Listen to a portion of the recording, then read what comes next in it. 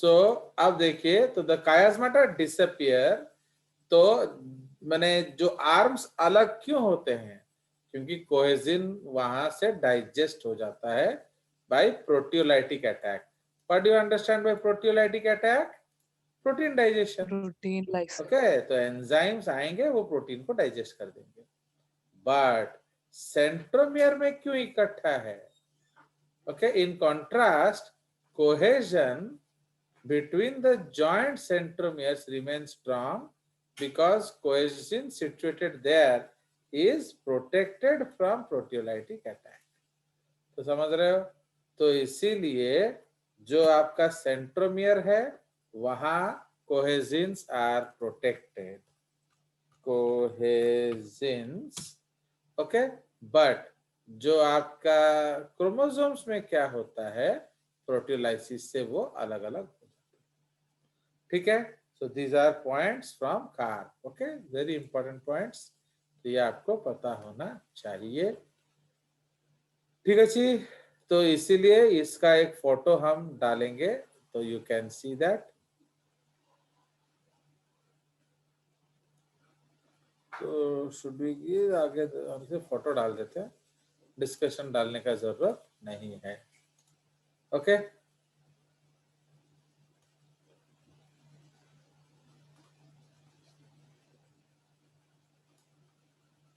चलिए, तो उसी फोटो को अभी हम लोग डाल देंगे,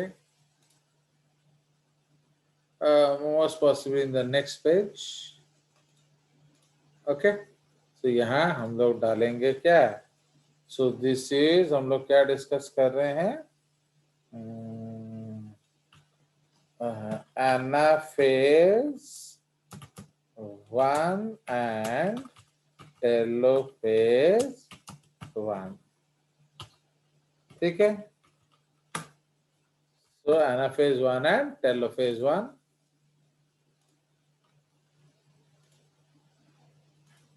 तो वो हम लोग अभी डिस्कस कर रहे हैं.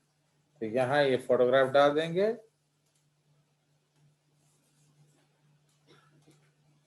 तो अब समझ में आया? तो इस फोटोग्राफ में आप क्या देख रहे हो? Okay, if you are seeing this photograph, तो ये देखिए पूरा कोहेजिन्स देख रहे हो. तो कोहेजिन्स उसको पूरा जोड़ के रखा हुआ है. तो cohesins are a type of lateral element. But इधर क्या हो रहा है?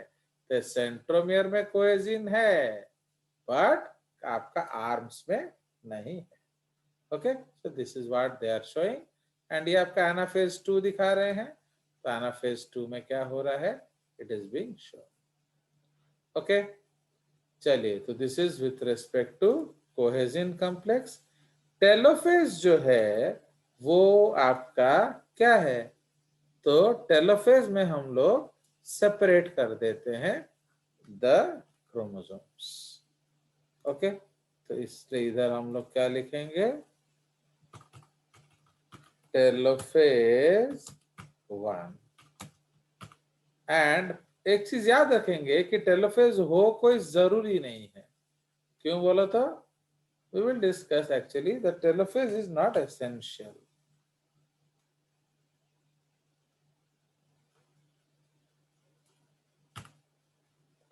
Now जो telophase है produces less dramatic changes than telophase of mitosis.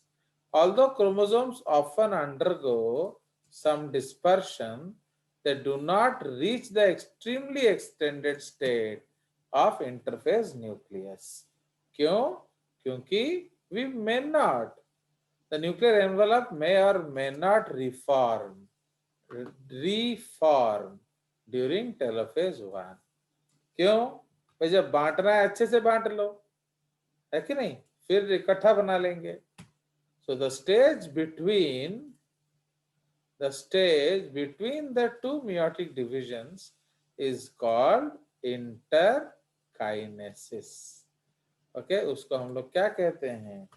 Interkinesis, and is generally short-lived in animals. Short-lived.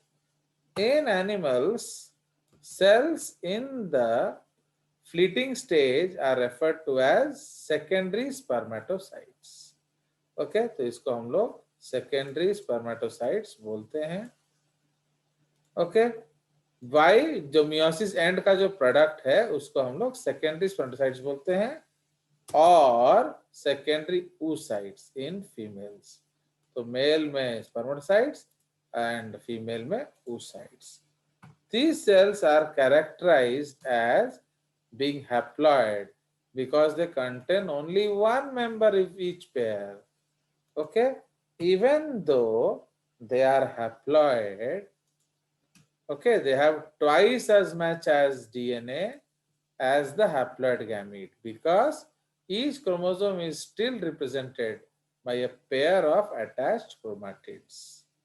Those secondary spermatocytes are said to have 2C amount of DNA. Okay, half of which the primary spermatocytes जो 4C है. तो DNA content and 4C amount of DNA content and twice as much as a sperm cell which has 1C DNA content. ठीक है, तो ये आपका mitosis meiosis का discussion चल रहा है। तो मियोसिस में क्या होता है, जो मदर है 2n4C होती है, जो स्पर्म प्राइमरी स्पर्मेटोसाइट्स है वो 2n4C होते हैं, बट जो सेकेंडरी स्पर्मेटोसाइट है वो n2C हो जाते हैं, एंड जो स्पर्मेटिड हैं वो nC हो जाते हैं। ओके, सो ये आपका जो जनरल कंसेप्ट है तो इसको हम लोग हाईलाइट कर देते हैं। क्लियर?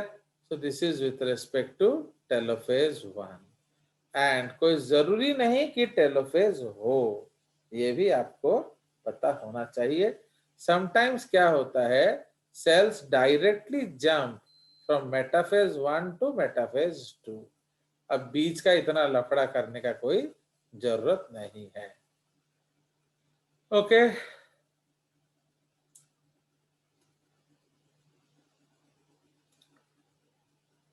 तो ये पॉइंट हम लोग लिख सकते हैं।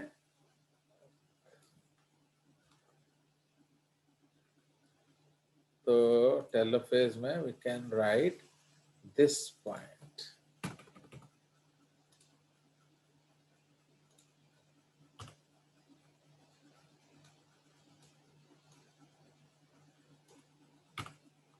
सो तो ये टेलोफेज को हम लोग करेंगे, although chromosomes, okay, so the nuclear envelope may or may not be formed. Now the nuclear envelope develops from the elements of ER. Okay, elements of ER around the chromatin fibers curve if they reappear. अगर reappear करते हैं तो ऐसे आएंगे। New nucleolus is formed. Astral rays and spindle fibers disintegrate and disappear. The two daughter nuclei, each containing haploid number of chromosomes, are found. The end of telophase 1 marks the end of karyokinesis 1 also. So, karyokinesis 1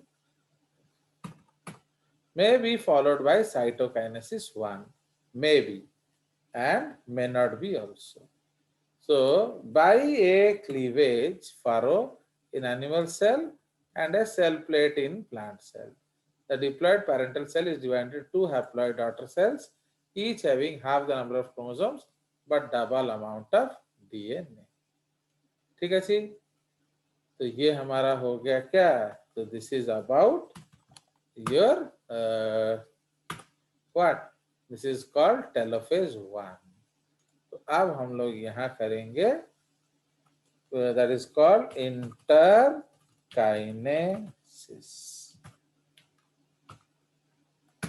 okay, तो इसको हम लोग interkinesis बोलते हैं, या inter या intrameiotic, but so this is also called intrameiotic interface.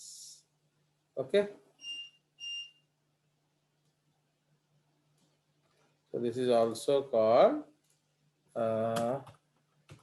intrameiotic interface. Okay, इसको हम कहते हैं, तो इसको कलर कर दिया जाए। Now each daughter cell formed, okay, from meiosis 1 sometimes undergo interkinesis, where there is no replication phase of chromosomes and no duplication of DNA or genes. So there is no S phase, but there is no S phase, so G1 and G2 phases are not distinct, है कि नहीं? तो जब ऐसी नहीं होगा तो G1 G2 कैसे होगा? ओके, तो इसीलिए वो इनडिस्टिंक्ट स्टेजेस हैं। ओके, तो this is called interkinesis and ये इसके बारे में हम ऑलरेडी डिस्कस कर चुके हैं। चलिए, तो इसलिए ये हो सकता है, नहीं भी हो सकता है ना। उसके बाद हम डिस्कस करेंगे जो next part, that is called meiosis 2। Okay, so ये हमारा खत्म हो गया क्या, एनाफेज। तो ये हम लोग नॉन डिसजंक्शन डिस्कस करेंगे कहीं बाद में। तो ये हमारा मियोसिस है, मियोसिस 1 फिगर। ओके, तो इधर हम एक बीच में लाएंगे क्या, इंटरकाइनेसिस हो गया, नॉन डिसजंक्शन हमें टिके ପରେ ଦେଖେଇଦବା, ଏଇଟାକୁ ଉପର ନେଇଯିବା। तो ये मियोसिस है, तो इधर हम एक और सब पेज ले आते हैं। Fine,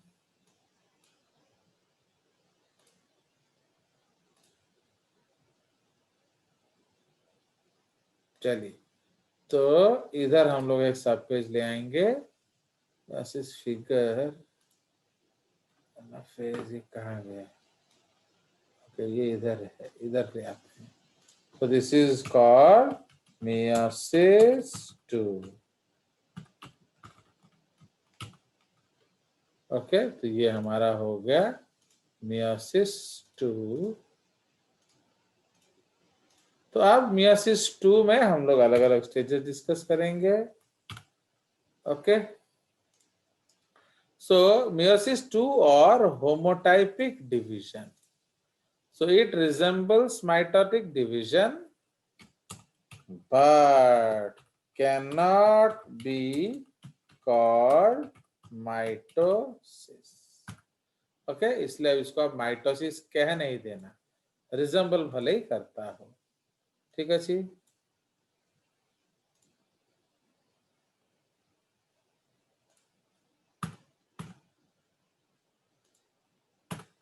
Now, okay, meiosis 2 is necessary because each daughter cells formed from meiosis 1, ये क्या है, contains chromosomes,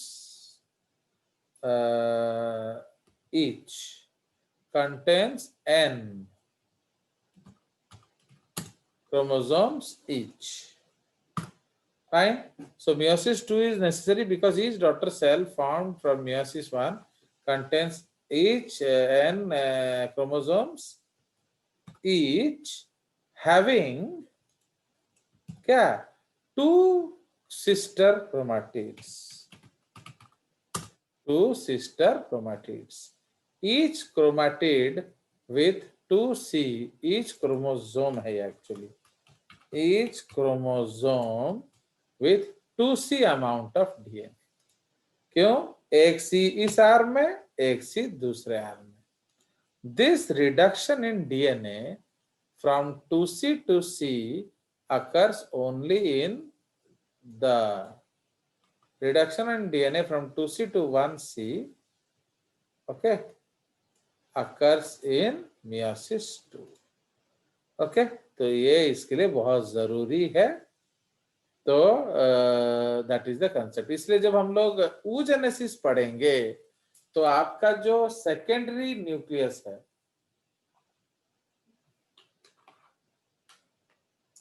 जब स्पर्म फर्टिलाइज करता है ओवम को, तो क्या होता है?